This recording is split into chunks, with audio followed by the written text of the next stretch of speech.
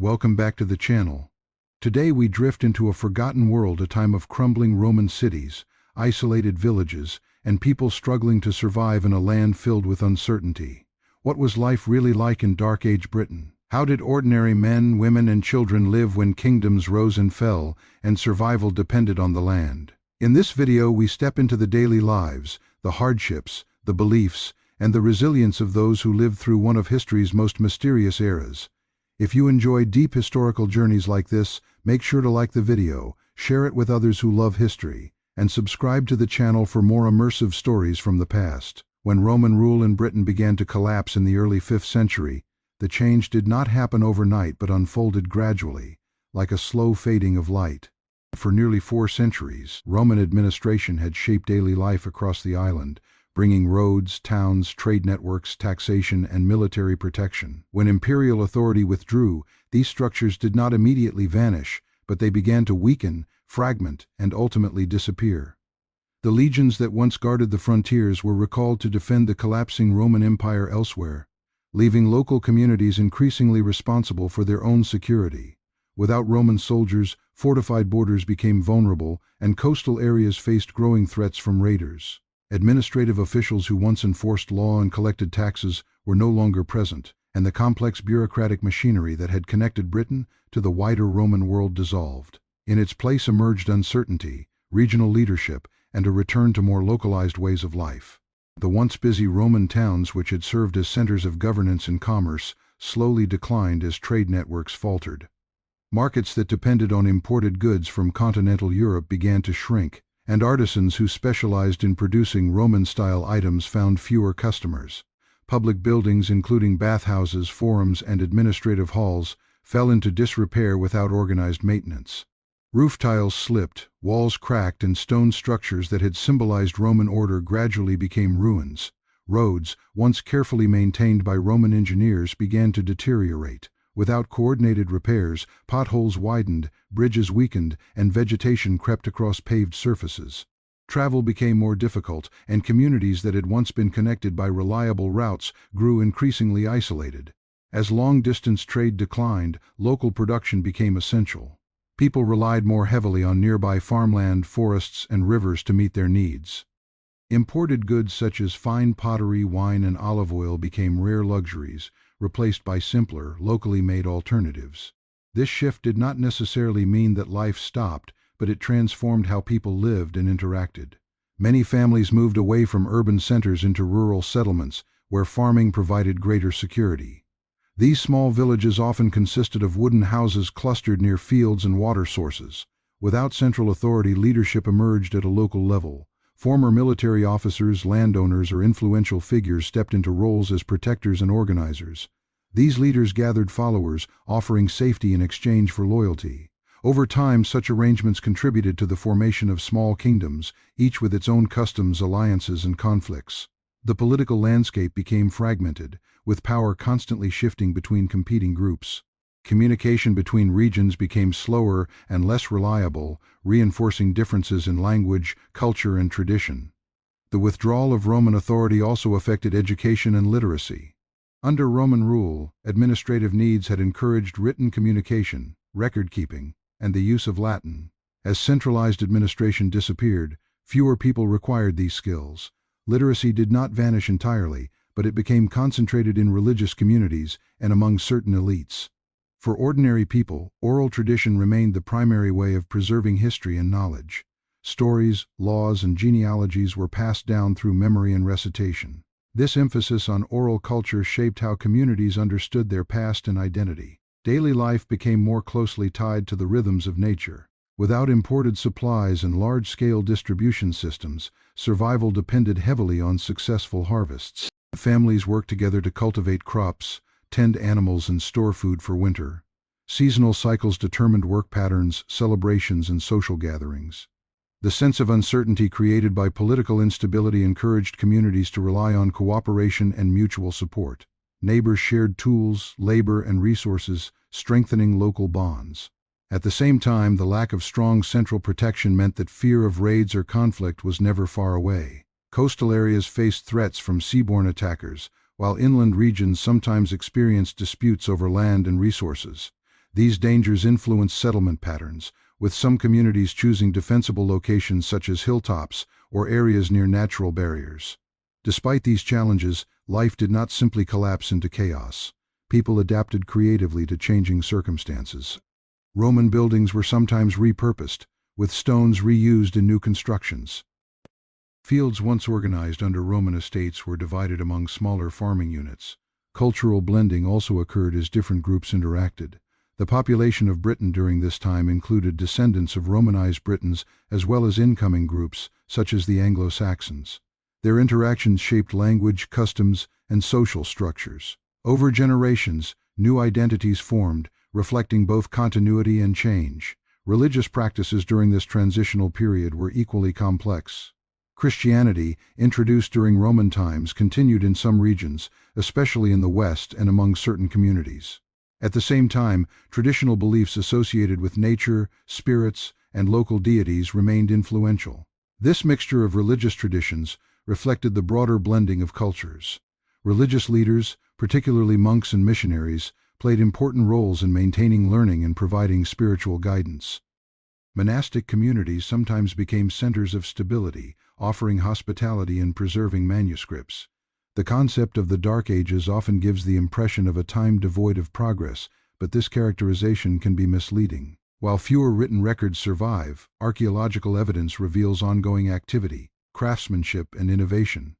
Metalworkers continued producing tools and weapons, potters created functional wares, and farmers experimented with techniques suited to local conditions. Social structures evolved to address new realities, emphasizing personal loyalty and kinship.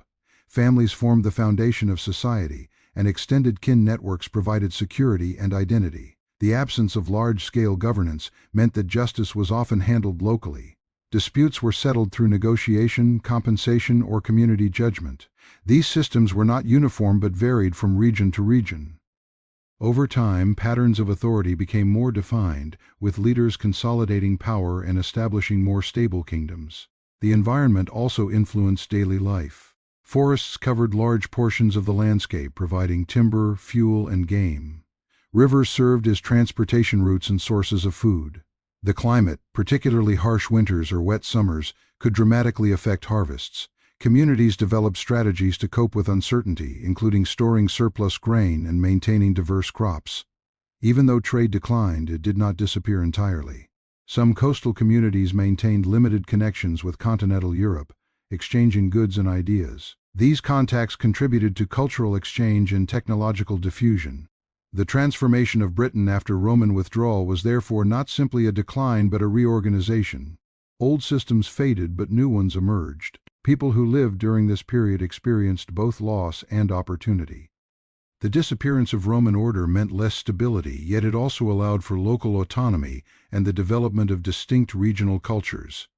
Over time, these changes laid the groundwork for medieval society. The memory of Rome persisted in ruins, roads, and stories, reminding people of a different era. Yet life moved forward, shaped by the needs and choices of those adapting to a changing world. The early centuries of post-Roman Britain were marked by resilience, as communities navigated uncertainty, forged new alliances, and built societies suited to their circumstances.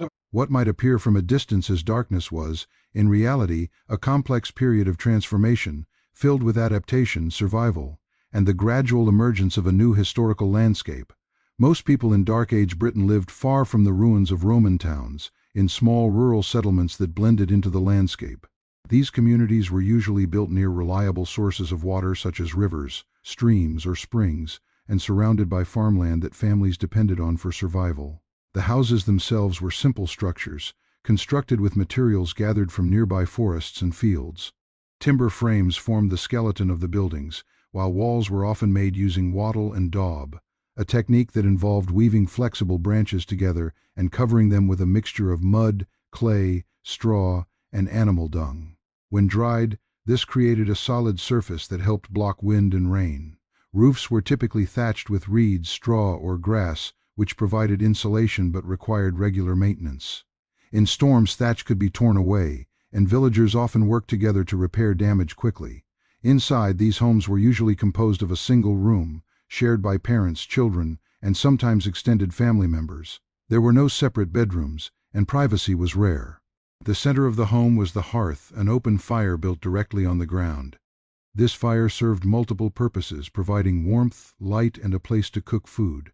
Smoke rose upward and escaped through a hole in the roof or through gaps in the thatch, but much of it lingered inside, darkening the wooden beams and filling the air. Over time, soot coated the interior, creating a dim environment even during daylight. Despite the discomfort, the fire was essential, especially during cold winters when temperatures could drop significantly. Furniture was limited and practical. Wooden benches, stools, and rough tables might be present, but many people sat on the ground. Beds were simple piles of straw covered with blankets or animal skins. These bedding materials needed to be replaced regularly because they attracted insects and absorbed moisture. Some households used wooden chests to store clothing, tools, and valuable items. The floors were usually made of packed earth, sometimes covered with rushes or reeds. These floor coverings helped absorb spills and provided a small amount of insulation, but they also collected dirt and required periodic replacement. Domestic animals often lived close to people. In some cases, small livestock such as chickens or even young animals might be brought indoors at night for protection from predators and thieves. This practice increased warmth but also added to the smell and unsanitary conditions. Cleanliness was difficult to maintain in such an environment. Waste disposal systems were basic, and refuse was often thrown into nearby pits or simply discarded outside the settlement. Over time, these areas could become breeding grounds for insects and disease. Water for drinking, cooking, and washing came from natural sources, and contamination was common. Without knowledge of bacteria, people did not understand how disease spread, but they recognized that illness could move quickly through a household or village. Bathing was infrequent, partly due to limited access to heated water and partly because daily labor left little time for such activities. Clothing added another layer to daily living conditions. Most garments were made from wool, which was abundant due to sheep farming. Women often spun thread by hand using simple tools, and weaving was done on upright looms. Tunics were the most common clothing item, worn by both men and women, though styles differed slightly. Cloaks fastened with brooches provided protection against cold and rain. Leather shoes or boots were worn outdoors, though some people went barefoot in warmer months. Clothing was valuable and repaired repeatedly. Patches, mended seams, and reused fabric were common. Brightly dyed clothing was rare, as dyes required resources and time. Most garments appeared in natural shades of brown, gray, or muted colors. Daily routines began early. At first light, families woke and prepared for work. The morning might start with tending animals, milking cows or goats, and feeding livestock. Children often helped with these tasks, learning responsibilities from a young age. Women prepared simple meals, usually involving bread, porridge, or leftover food from the previous day. Men and older children went to fields, forests, or workshops depending on their roles. Farming required constant attention. Plowing, planting, weeding, and harvesting filled much of the year. Tools were basic, often made of wood with iron tips. Without advanced equipment, tasks demanded significant physical effort. The success of these activities determined whether a family would have enough food for winter. Inside the home, women managed many responsibilities. They cooked, spun wool, repaired clothing, and cared for children. They also processed food by grinding grain into flour using hand-operated querns, a time-consuming activity. Grinding enough flour for a family could take hours each day. Food preparation involved boiling, roasting, or baking using simple methods. Pots made of clay or metal were placed over the fire, and flatbreads were cooked on heated stones. Light inside homes came from the hearth during evening hours. There were no candles in most households, though some used simple oil lamps when available. Darkness limited activity after sunset, encouraging families to gather around the fire. This time often involved storytelling, tool repair, or quiet conversation. Oral traditions flourished in these moments as elders passed down tales of ancestors, heroes, and local legends. Children learned social norms, history, and values through listening. Health challenges were constant. Injuries from farm work, burns from fires, and illnesses caused by poor sanitation were common. Medical knowledge relied on herbal remedies and traditional practices. Healers used plants such as yarrow, garlic, or honey for treatment. Some remedies worked, while others were based on superstition. Serious illness could spread rapidly through a household, especially during winter when people stayed indoors. Infant mortality was high, and many families experienced loss. Despite these hardships, strong family bonds helped people cope. Seasonal changes shaped living conditions. During summer, homes were warmer and work took place outdoors. Winter brought cold winds, shorter days, and greater reliance on stored food. Families gathered firewood in advance, stacking it near homes. Animals required additional care, and maintaining warmth became a priority. Smoke from the hearth increased as fires burned longer, further darkening interiors. Snow or heavy rain could isolate villages, making travel difficult. This isolation reinforced local self-sufficiency. Social interaction extended beyond individual households. Villages often consisted of several families who cooperated in agricultural work. Shared labor during planting or harvesting strengthened relationships. Communal activities such as building houses or repairing fences required coordination. Disputes occurred, but community survival depended on cooperation. Simple forms of leadership emerged within villages, often based on age, experience, or land ownership. While daily life was demanding, moments of leisure existed. Seasonal festivals marked important times of year, such as harvest celebrations. These gatherings included food, music, and games. Music was created using simple instruments like flutes, drums, or lyres. Dancing and storytelling offered entertainment. These events strengthened social ties and provided relief from routine labor. Children's lives blended work and play. They helped with chores but also found time for games using stones, sticks, or handmade toys. Learning occurred through observation and participation rather than formal education. Skills such as farming, weaving, and tool-making were passed down through generations. As children grew older, responsibilities increased, preparing them for adult roles. The physical layout of villages reflected practical needs. Houses were arranged near fields and water sources. Storage buildings or pits held grain and supplies. Fences protected crops from animals. Paths connected homes worn down by repeated use. Over time, these settlements evolved, with new structures added as families grew. Despite limited resources, people showed creativity in improving living conditions. They experimented with building techniques, repaired tools, and adapted to environmental challenges. Life in Dark Age Britain was shaped by simplicity, necessity, and resilience. Every aspect of daily living, from housing to clothing to food preparation, reflected a close relationship with the natural world.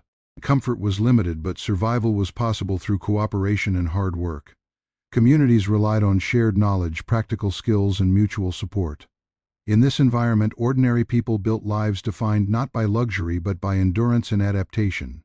Agriculture formed the foundation of survival in Dark Age Britain, and nearly every aspect of life revolved around the land.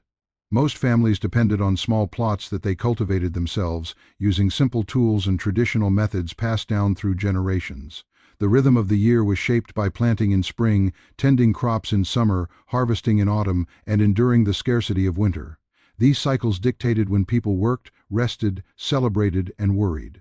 Fields were often divided into narrow strips, with each household responsible for its own section. This arrangement encouraged cooperation, as neighbors shared boundaries and helped one another during busy periods. Without modern fertilizers or machinery, farmers relied on natural methods to maintain soil fertility. They rotated crops, left fields fallow to recover, and used animal manure to enrich the ground. Plowing was done with wooden plows, sometimes reinforced with iron tips. These plows were pulled by oxen, which were slower but stronger than horses. The process was labor-intensive, requiring patience and teamwork. Seeds were scattered by hand, and success depended on weather conditions that farmers could not control.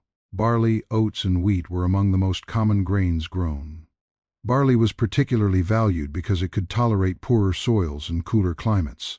Oats were also hardy and often used for both human consumption and animal feed. Wheat, while preferred for bread, required better conditions and was therefore less reliable. In addition to grains, people cultivated vegetables such as cabbage, onions, peas, beans, and leeks. These crops added variety and essential nutrients to diets. Gardens near homes provided easy access to fresh produce. Herbs like parsley, sage, and thyme were grown for flavor and medicinal use. Livestock played a vital role in sustaining communities. Sheep were especially important because they provided wool for clothing as well as meat. Cattle supplied milk, which could be consumed fresh or processed into butter and cheese. Pigs were valued for their ability to forage in forests, feeding on acorns and roots. Chickens and geese provided eggs and occasional meat. Animals were assets, and families carefully managed their herds. During harsh winters, feeding livestock became challenging, and some animals were slaughtered in autumn to reduce the burden. This practice also allowed meat to be preserved for later use. Preservation techniques were essential for surviving months when fresh food was scarce. Drying, smoking, and salting were common methods. Meat might be hung above the hearth to dry in the smoke, which helped prevent spoilage. Fish caught from rivers or coastal waters were also salted or dried. Grain was stored in raised granaries or pits lined with straw to keep it dry and protected from pests.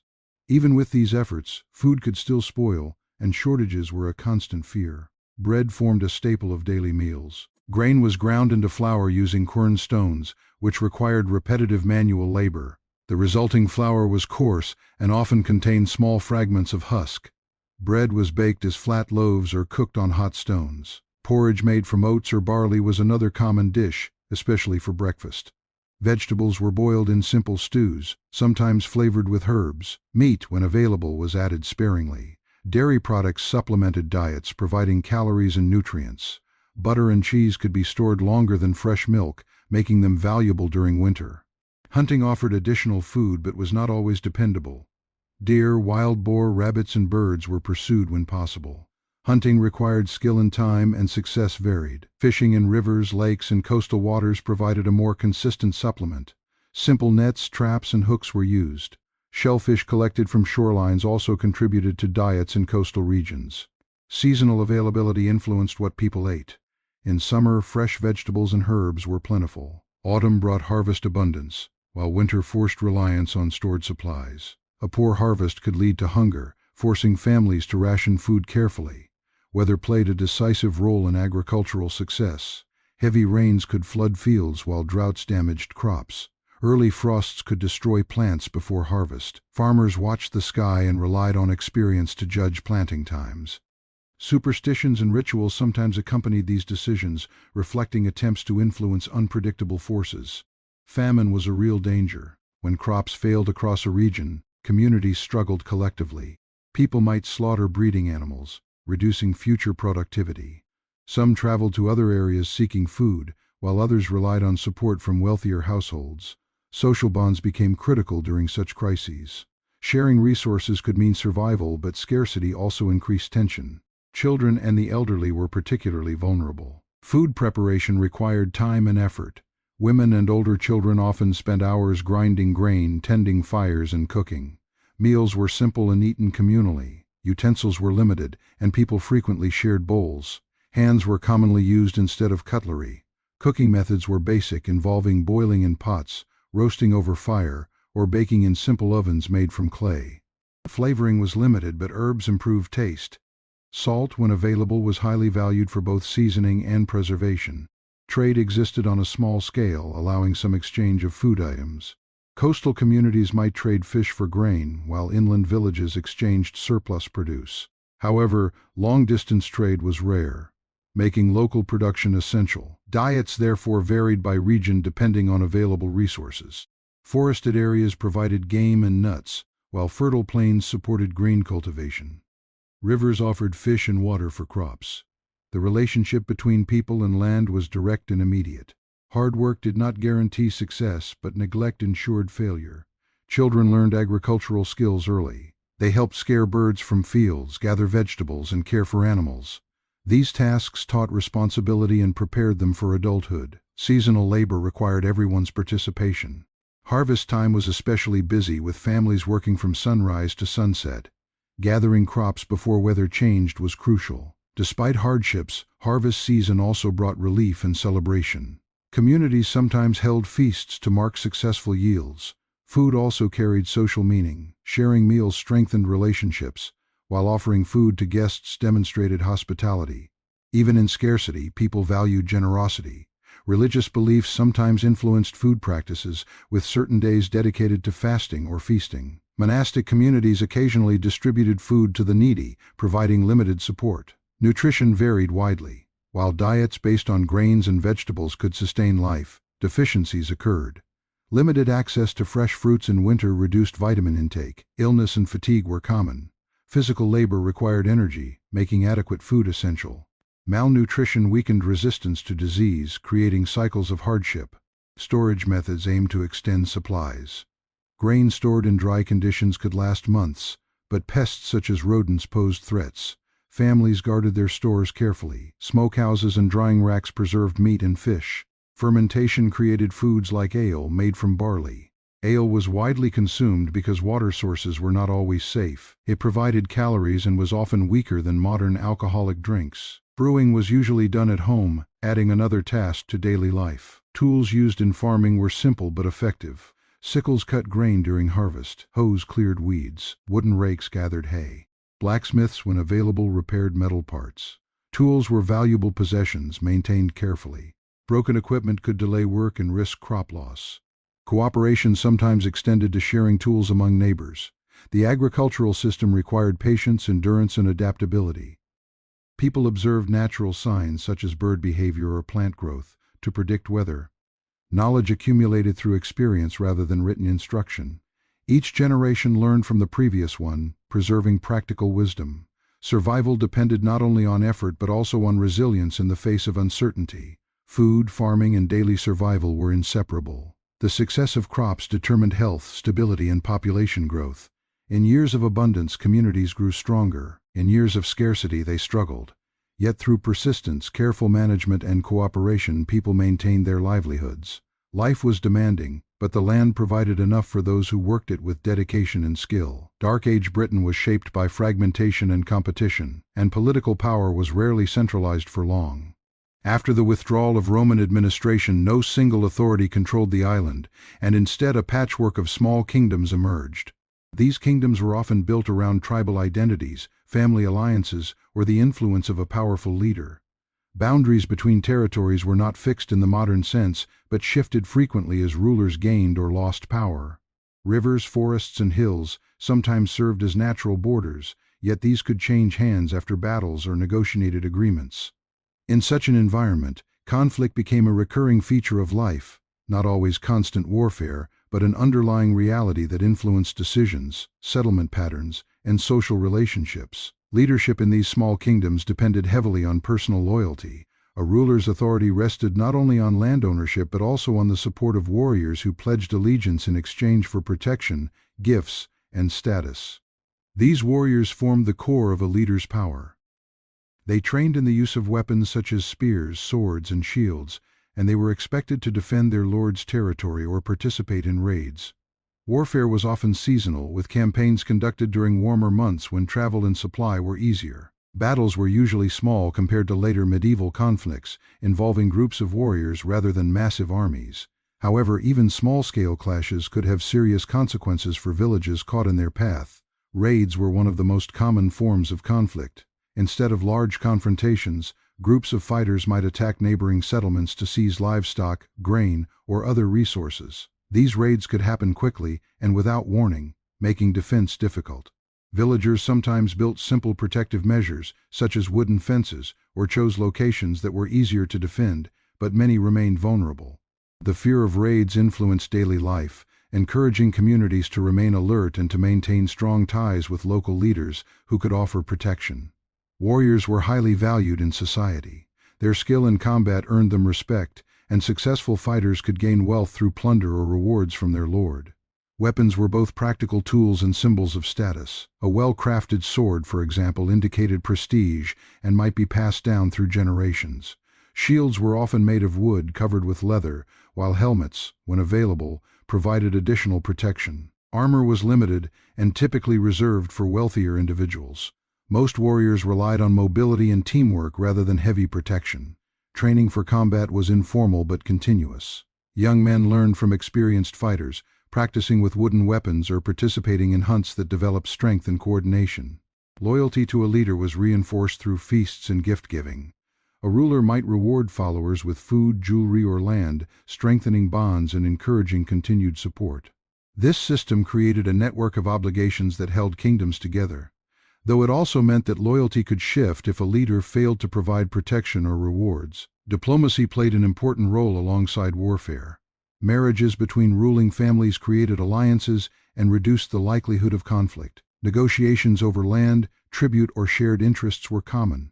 Leaders sometimes met to discuss disputes, though agreements could be fragile. Betrayal and shifting alliances were part of the political landscape, reflecting the competitive nature of the time. Despite this instability, Periods of peace allowed communities to focus on farming, trade, and cultural life. Communication between kingdoms relied on messengers who traveled on foot or horseback. These individuals carried news of alliances, threats, or opportunities. Information moved slowly and misunderstandings could escalate tensions. The absence of centralized law enforcement meant that justice was often handled locally. Disputes over land, theft, or injury were resolved through compensation, negotiation, or, in some cases, violence. Compensation payments, sometimes measured in livestock or goods, aimed to prevent feuds from escalating. However, conflicts between families could persist for generations if not settled. Fortified sites began to appear in some regions as leaders sought greater security. Hilltop enclosures, wooden palisades, and earthworks provided defensive advantages. These structures varied in size, from small refuges for local populations to larger strongholds for rulers. In times of danger, people might retreat behind these defenses. Building and maintaining such sites required cooperation and labor, reflecting the importance of collective security. The presence of multiple kingdoms also encouraged cultural diversity. Different regions developed distinct customs, dialects, and traditions. Interaction between groups sometimes led to conflict, but it also facilitated exchange. Trade agreements, shared religious practices, and intermarriage gradually blended cultures. Over time, larger kingdoms occasionally emerged when one leader successfully expanded influence. However, maintaining control over wide territories was difficult, and fragmentation often returned. Warfare was not only about territory but also about prestige. Victories enhanced a leader's reputation, attracting followers and strengthening authority. Stories of battles were preserved in oral tradition, celebrating bravery and loyalty.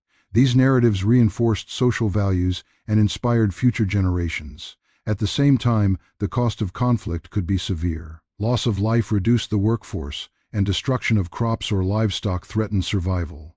Communities therefore balanced aggression with caution, recognizing that prolonged warfare harmed everyone involved. External pressures added complexity to the political environment. Coastal regions faced occasional incursions from seaborne groups seeking resources or settlement. These encounters sometimes led to assimilation, with newcomers integrating into existing communities. In other cases, they intensified competition for land. The movement of people contributed to shifting power dynamics and cultural change. Leaders adapted strategies to address these challenges, forming alliances or strengthening defenses. The role of kinship remained central. Family connections influenced leadership succession, alliance formation, and conflict resolution. Rulers often relied on relatives to govern parts of their territory. Disputes over succession could trigger internal conflict, weakening kingdoms and inviting external attacks. Stability depended on clear leadership and the ability to maintain loyalty among followers. The social structure placed warriors near the top, followed by farmers, craftsmen, and other community members. While most people did not fight regularly, they were affected by decisions made by leaders. Villagers might be required to provide food or labor to support military campaigns. In return, they expected protection. This reciprocal relationship shaped expectations and responsibilities within society. Seasonal patterns influenced conflict. During planting and harvest, warfare decreased because communities needed labor for agriculture. After harvest, when food supplies were secured, leaders were more likely to organize campaigns. Weather conditions also affected mobility, with winter limiting travel. These practical considerations shaped the timing and scale of conflict. Despite frequent tensions, cooperation existed between neighboring kingdoms. Shared threats encouraged temporary alliances. Religious leaders sometimes acted as mediators, promoting peace and unity. Over time, the gradual spread of Christianity introduced new ideas about leadership and justice, influencing political relationships. Monasteries and churches occasionally served as neutral grounds for negotiation.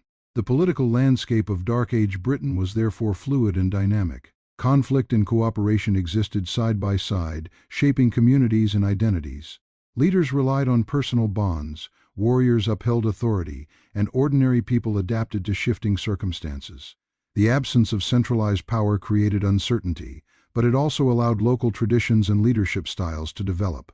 Through negotiation, alliance, and occasional warfare, these small kingdoms laid the groundwork for future political structures. Religion and culture in Dark Age Britain reflected a complex blend of traditions that had developed over centuries. When Roman rule faded, the religious landscape did not disappear but evolved, shaped by local beliefs, memories of Christianity introduced during Roman times, and the influence of new groups arriving on the island. Many communities continued to follow older spiritual practices rooted in nature and ancestral customs. These beliefs often centered on sacred groves, rivers, hills, and other natural features believed to hold spiritual power. Seasonal changes, such as the turning of spring, harvest time, and the onset of winter, were marked by rituals that expressed gratitude, sought protection, or ensured fertility. These ceremonies were not always formal, but were deeply embedded in community life, guiding how people understood the world around them. Alongside these traditional practices, Christianity gradually spread across different regions. Missionaries traveled from Ireland and continental Europe, bringing teachings, scriptures, and new forms of worship. Conversion did not happen uniformly. In some areas, Christian ideas blended with existing beliefs, creating a layered religious identity. People might attend a church while still honoring older customs tied to land and family.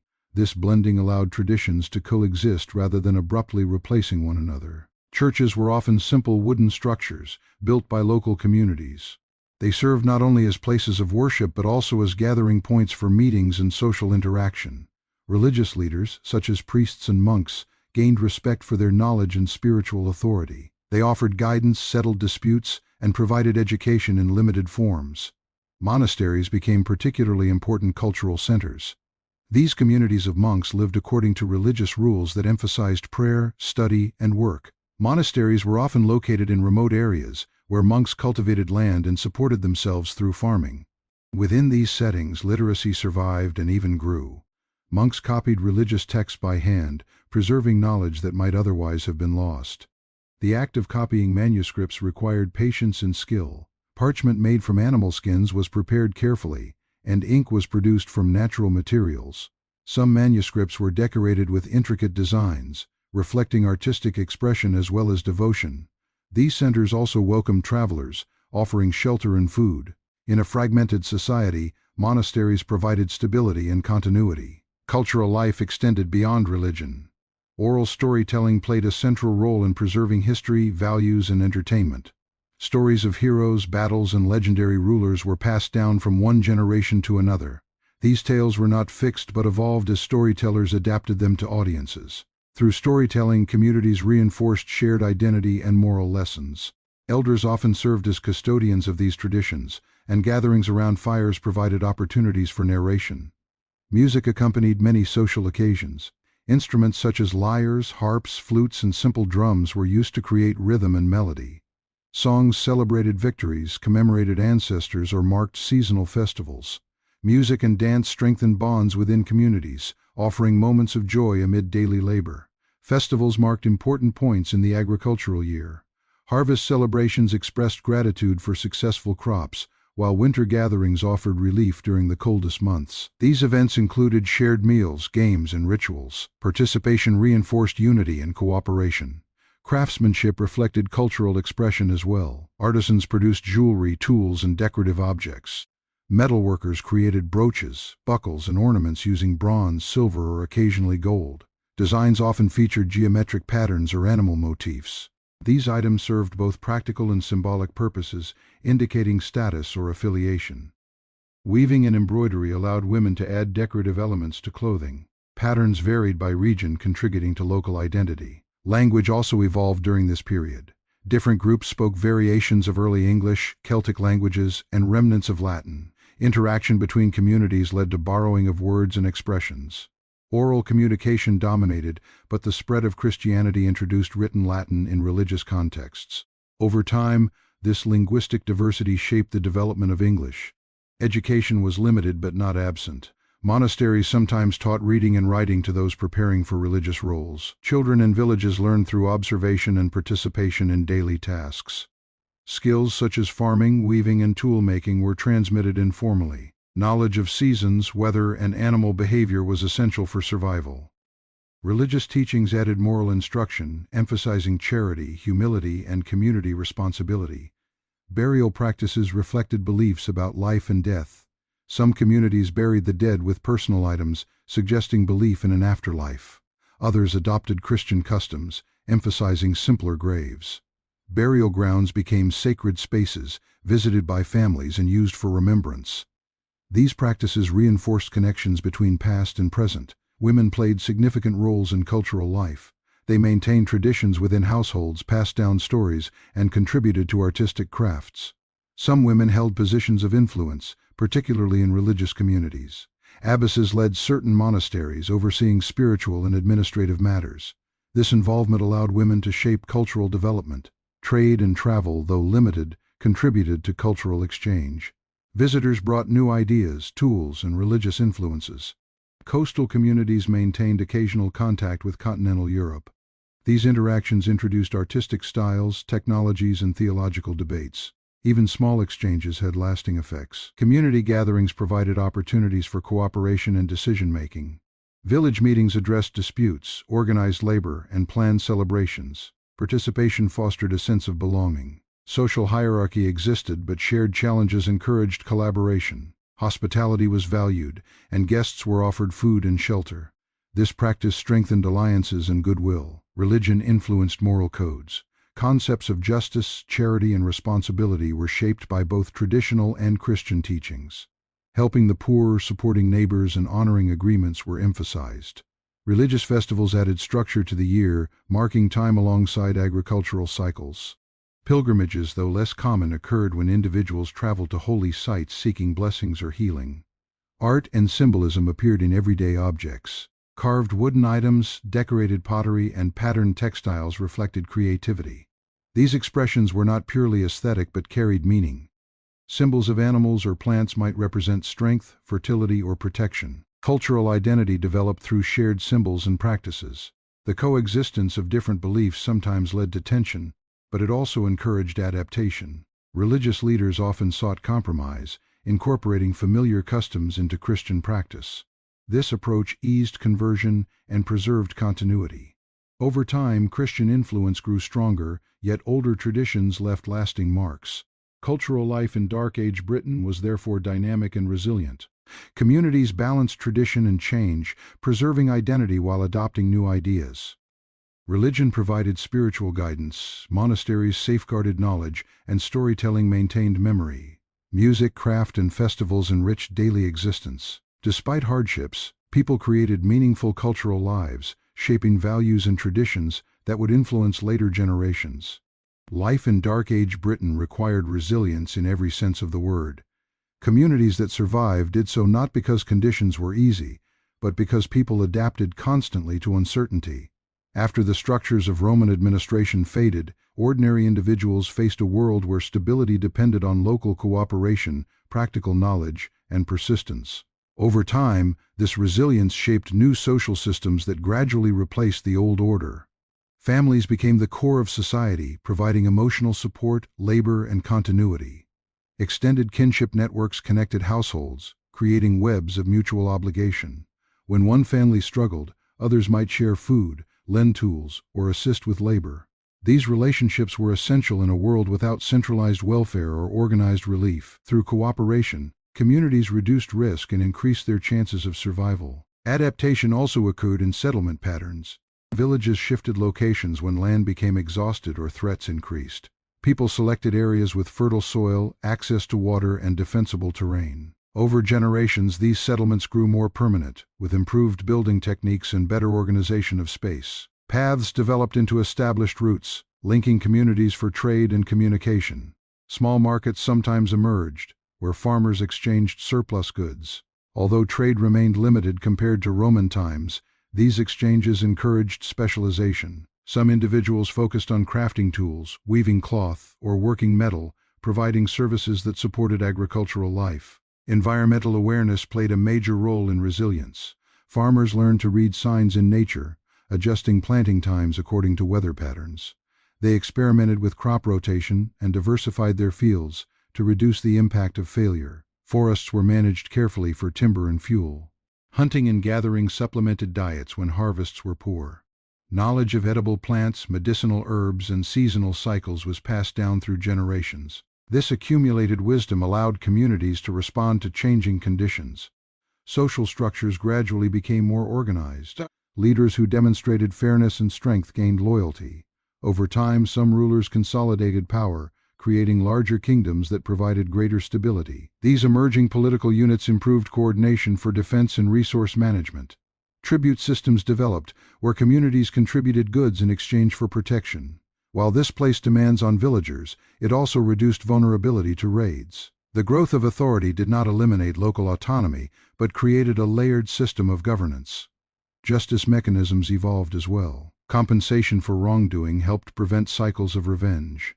Community assemblies allowed disputes to be addressed publicly. These practices strengthened social cohesion and reduced internal conflict. Cultural resilience was equally important. Traditions adapted to new realities while preserving identity. Storytelling continued to reinforce shared values, emphasizing courage, loyalty, and perseverance. Religious beliefs provided comfort and explanation for hardship. The spread of Christianity introduced ideas about compassion and charity, encouraging support for the vulnerable. Monasteries contributed to resilience by preserving knowledge and offering stability.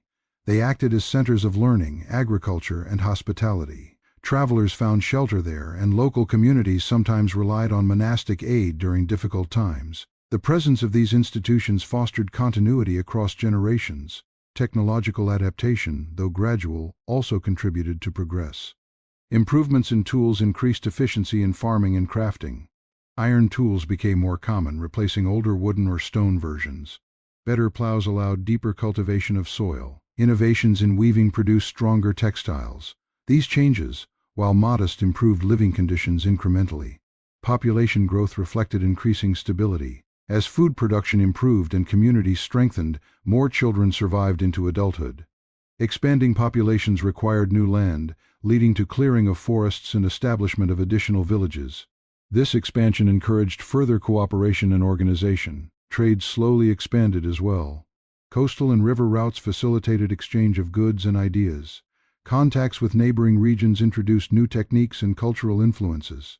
Over time, these interactions connected previously isolated communities. Economic diversification followed. Craftspeople produced goods for exchange, and markets became more regular.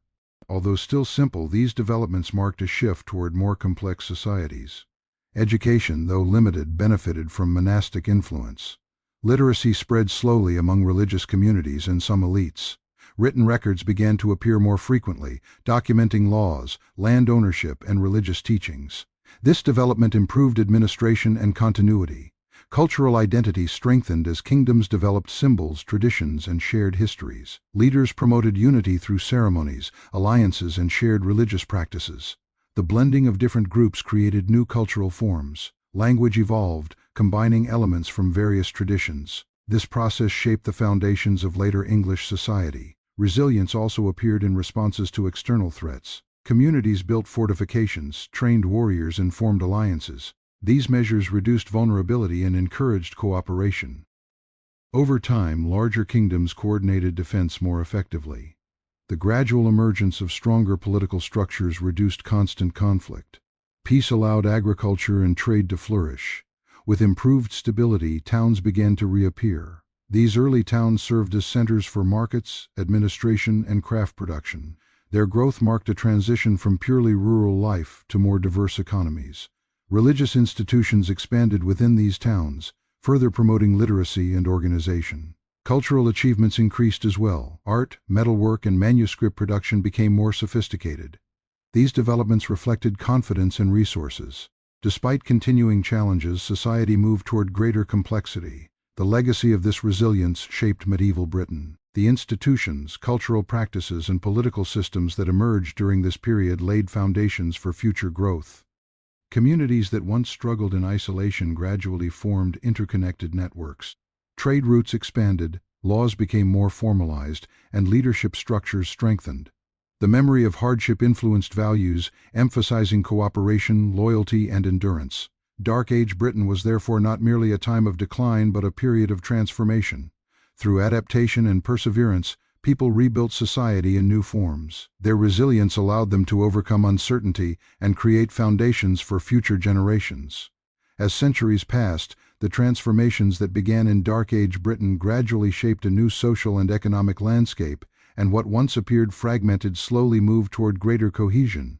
Communities that had survived through cooperation began to establish stronger networks, linking villages to nearby settlements through trade, marriage, and shared cultural practices. These connections reduced isolation and allowed ideas to travel more easily. Markets, though modest, became regular features in some areas where farmers exchanged grain, wool, livestock, and crafted goods. Such gatherings were more than economic exchanges, they also served as opportunities for news, storytelling, and the strengthening of alliances. Over time, these local interactions created a sense of broader identity beyond individual villages. The development of leadership structures continued alongside these changes. Some rulers succeeded in uniting multiple territories, forming larger kingdoms with clearer boundaries. These emerging political entities encouraged more consistent law and order.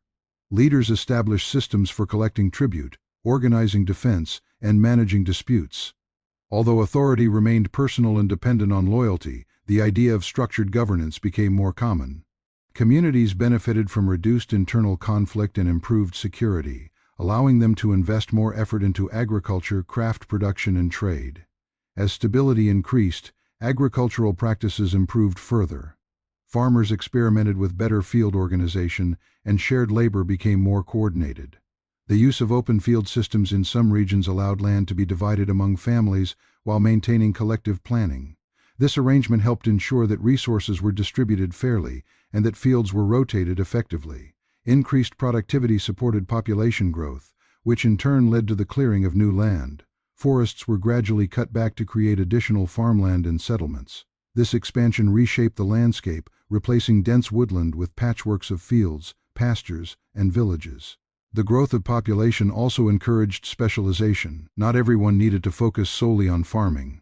Some individuals dedicated more time to crafting tools, forging metal, weaving textiles, or producing pottery. Skilled artisans gained reputation and sometimes traveled between settlements offering their services. Their work improved the quality of everyday items, from stronger plows to more durable clothing. Craft specialization also supported trade, as communities exchanged surplus goods. Rivers and coastal routes became important pathways for transporting materials. Boats carried grain, wool, and crafted items between regions, linking distant communities. Cultural exchange accompanied economic growth. Artistic styles spread as craftsmen shared techniques. Decorative patterns on jewelry and textiles began to reflect blended influences. Music and storytelling evolved as travelers introduced new themes and melodies. Religious practices continued to adapt. Christianity became more firmly established, with churches and monasteries expanding their presence. Religious leaders played roles in diplomacy, education, and community organization. Monasteries contributed to agricultural innovation by managing large tracts of land and experimenting with crops. They also preserved manuscripts, which gradually increased the availability of written knowledge. Literacy, though still limited, began to extend beyond religious communities. Some leaders recognized the value of written records for administration, leading to early documentation of laws, agreements, and land ownership. This development strengthened governance and reduced disputes. Towns slowly re-emerged as centers of activity. Unlike Roman cities, these early towns were smaller and less formal, but they served as hubs for trade and administration. Markets attracted merchants, while religious buildings drew pilgrims. Craftsmen established workshops, and services such as blacksmithing and milling became more accessible. These towns connected rural communities and encouraged economic diversity. Their growth marked a shift from purely agrarian life toward more complex societies. Social hierarchies also became more defined. Rulers and nobles held land and authority, warriors served as protectors, and farmers formed the majority of the population. Artisans and traders occupied important roles within this structure. Although inequality existed, the interdependence of roles maintained balance. Farmers relied on protection, leaders depended on agricultural surplus, and craftsmen supported both. This interconnected system strengthened resilience. Education evolved gradually. Monasteries continued to teach reading and writing to those preparing for religious life, but knowledge also spread informally. Practical skills, agricultural techniques, and craft methods were shared within communities. Oral tradition remained strong, preserving history and cultural identity. However, written records began to complement these traditions, ensuring continuity across generations. Legal systems became more structured. Laws were often proclaimed by rulers and enforced through local assemblies. Compensation for wrongdoing remained common, but clearer guidelines reduced uncertainty. Public gatherings allowed disputes to be resolved collectively, reinforcing social cohesion. These assemblies also served as forums for decision-making, where community members discussed shared concerns. Trade expanded further as stability improved. Merchants traveled longer distances, bringing goods such as salt, metal, and fine textiles. Coastal connections linked Britain with continental Europe, introducing new ideas and technologies. These exchanges influenced architecture, art, and religious practice. Even small innovations, such as improved tools or new crop varieties, contributed to progress. Infrastructure improved slowly. Paths between settlements widened through repeated use, and some routes became established roads. Bridges were constructed where needed, facilitating travel. These developments enhanced communication and trade. Increased mobility allowed leaders to maintain control over larger territories and strengthened connections between regions. Cultural identity deepened as kingdoms developed symbols, traditions, and shared narratives. Rulers promoted unity through ceremonies and alliances.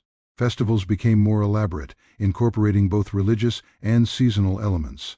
Music, art, and storytelling flourished, reflecting confidence in a more stable environment. The blending of traditions created unique regional cultures. Language evolved further, combining elements from different groups. This process shaped the foundations of English dialects. Religion continued to influence moral values. Concepts of charity, justice, and responsibility were reinforced through teachings and community practices. Religious institutions provided aid during hardship, strengthening loyalty and trust. Pilgrimages and festivals connected distant communities, promoting unity.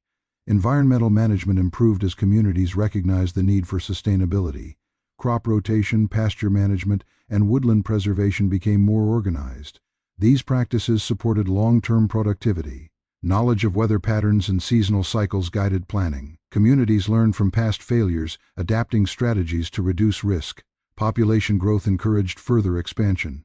New villages formed and existing settlements grew. Increased demand for resources stimulated innovation. Mills powered by water began to appear in some regions, grinding grain more efficiently. Such developments saved labor and improved food production. Defense strategies evolved alongside political growth. Larger kingdoms organized coordinated protection, reducing vulnerability to raids. Fortified centers served as administrative hubs and refuges during conflict. The presence of organized defense allowed communities to focus on development rather than constant fear. Over time, these changes transformed the landscape of Britain. What had once been fragmented and uncertain gradually became more structured and interconnected. The resilience of earlier generations laid the groundwork for this transformation. Through cooperation, adaptation, and innovation, communities built systems that supported growth. The legacy of Dark Age Britain was therefore not one of stagnation but of gradual emergence. From small villages and shifting alliances came the foundations of medieval society. The efforts of ordinary people shaped this transformation, demonstrating that even in challenging circumstances, persistence and collaboration could create lasting progress. Trade and daily life in Dark Age Britain were closely intertwined, reflecting a society still largely dependent on agriculture but slowly adapting to new forms of exchange and social organization. While farming remained the primary occupation, communities found ways to supplement their resources through trade, barter, and craft production. Most people lived in small villages, and the rhythm of daily life revolved around the seasons, dictated by planting, tending, and harvesting crops. Men, women, and children all contributed to survival, performing tasks that were necessary yet physically demanding. Men typically handled plowing, managing livestock, hunting, and constructing buildings. Women oversaw domestic responsibilities, including cooking, dairy processing, weaving, and caring for children. Older children often assisted with chores, gradually learning skills needed for adulthood, while younger children played a role in simple tasks such as gathering firewood, fetching water, or tending smaller animals. Daily life required careful planning, especially in preparation for the long winters when food and firewood were scarce. Villagers preserved grain, meat, and dairy products through drying, smoking, salting, or storing in cool spaces. Communities shared knowledge about preservation techniques, and collective storage was sometimes organized to reduce the risk of spoilage or theft. Social interactions were structured by necessity and proximity. Neighbors relied on each other for labor exchange, sharing tools, helping with construction, and assisting during harvest. Cooperation was essential for survival and created strong bonds between households. The exchange of gifts and hospitality reinforced social ties. People regularly visited one another, sharing meals or participating in communal tasks. Feasts celebrated the end of harvests, religious festivals, or special events such as marriages and victories in local disputes. These gatherings strengthened community cohesion and offered brief relief from daily toil. Beyond the village, trade networks slowly developed. Riverways and coastal routes provided relatively easier transport, allowing surplus goods to move between settlements. Barley, oats, and wheat were traded, along with livestock such as sheep, cattle, and pigs. Craftspeople produced items for local use and trade, including pottery, woven textiles, leather goods, metal tools, and jewelry. Artisans sometimes traveled to markets to sell their wares or exchange them for products they could not produce themselves. Salt was highly valued both for flavor and preservation and became a significant item in trade. Communities near the coast or salt springs could harvest it, while inland villages obtained it through exchange. Other commodities such as honey, dried fish, and wool were also traded locally or along longer routes connecting regions. Markets were often informal gatherings where buyers and sellers met at agreed times. Haggling and barter were common, and cash was rarely used. Payment usually involved exchanging goods or services, reflecting a system based on practical necessity rather than standardized currency. Over time, certain settlements became more prominent due to their location, resources, or political importance. These early market centers facilitated more regular exchange, contributing to a gradual increase in wealth and specialization. Trade also brought exposure to new ideas and technologies. Visitors from neighboring regions introduced techniques for metalworking, weaving, or pottery, as well as styles of decoration and artistic motifs. Such influences enriched local culture and encouraged innovation.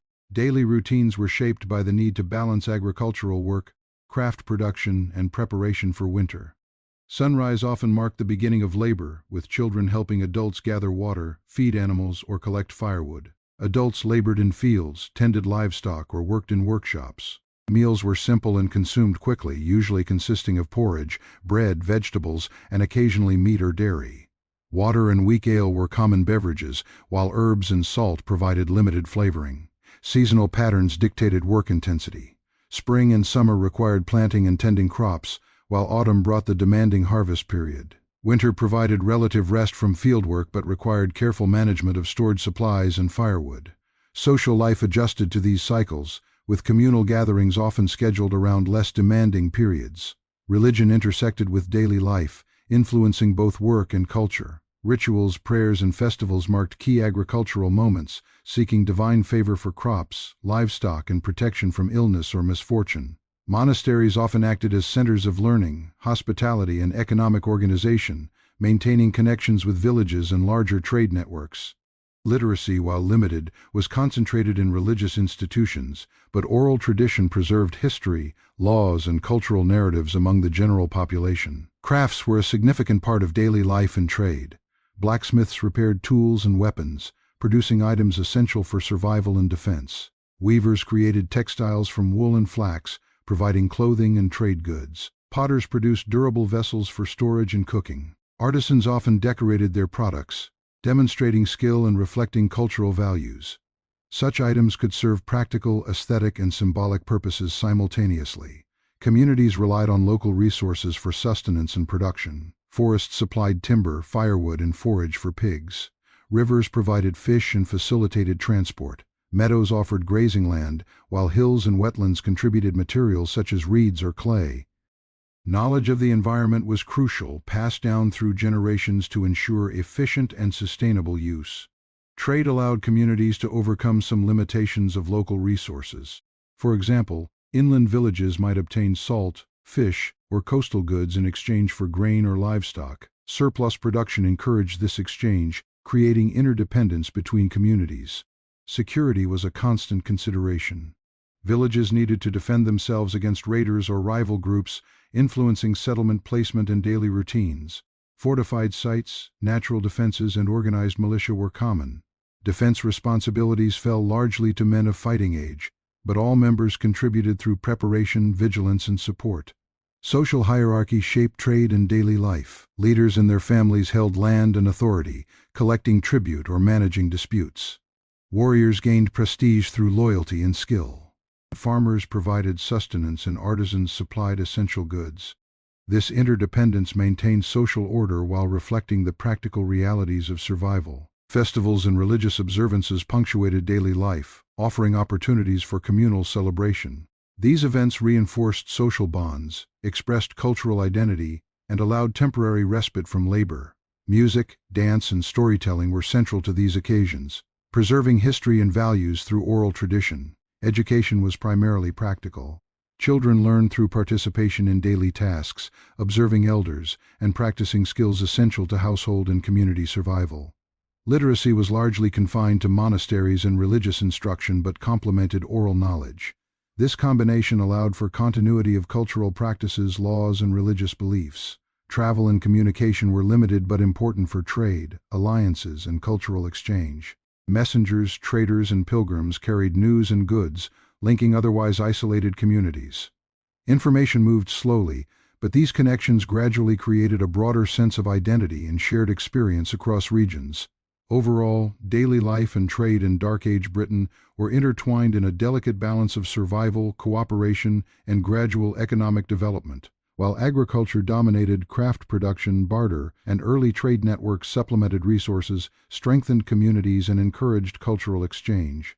Religious, social, and environmental factors shaped routines, and resilience remained central to enduring the uncertainties of the era. Communities that successfully adapted through cooperation, skill, and prudent management laid the foundations for the more organized medieval society that would emerge in subsequent centuries.